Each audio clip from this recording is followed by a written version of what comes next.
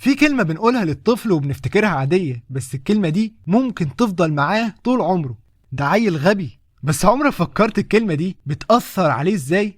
الطفل او المراهق لسه في مرحلة نمو، دماغه لسه بيتكون ولسه بيتشكل، وعشان كده هتلاقي اطفال وشباب كتير بيعملوا حاجات متهورة، اخطاء غريبة، قرارات غير منطقية، مش عشان هم اغبياء، لكن الجزء المسؤول عن العواطف في الدماغ مسيطر اكتر، والجزء اللي بيحسب ويفكر بالراحة لسه ما اكتملش. فالكلمة اللي انت فاكرها بسيطة بتتحفر في دماغه من غير ما يفلترها، ومع الوقت هيطلع محبط، قلقان، وخايف يغلط، ويبدأ يقول لنفسه يمكن أنا فعلا غبي، يمكن ربنا خلقني كده. وهنا تعالوا نفكر شوية، هل فعلا في إنسان ربنا خلقه بعقل ناقص وإنسان تاني بعقل كامل، ولا إحنا اللي بنزرع فيه الفكرة؟ باختصار لأ، إلا لو في حالة مرضية مشخصة.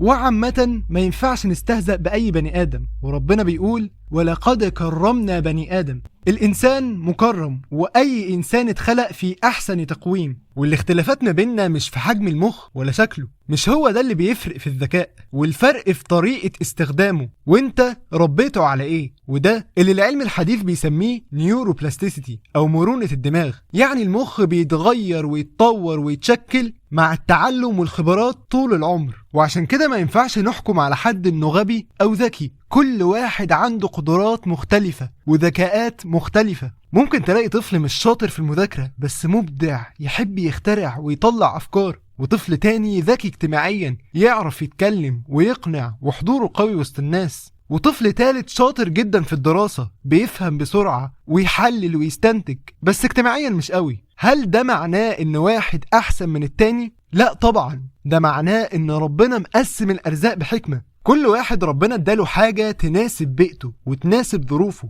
وتناسب الطريق اللي ربنا شايفه ليه. يعني المشكلة مش في الطفل، المشكلة اننا بنقيسه بمعايير في دماغنا احنا. وعشان كده ربنا نبهنا وقال ولا تمدن عينيك الى ما متعنا به ازواجا منهم. شفت حد غني ناجح شاطر، اوعى تركز في رزقه، زهرة الحياة الدنيا لنفتنهم فيه. اللي شايفه جميل ومنور عندك اللي أحلى منه، ورزق ربك خير وأبقى. الرزق اللي عندك طوره واستخدمه في الصح، تكسب دنيا وآخرة بإذن الله. فبلاش نكسر طفل أو أي حد بكلمة ممكن بسببها تغطي على الموهبة اللي جواه، ونشجع ونساعد بعض.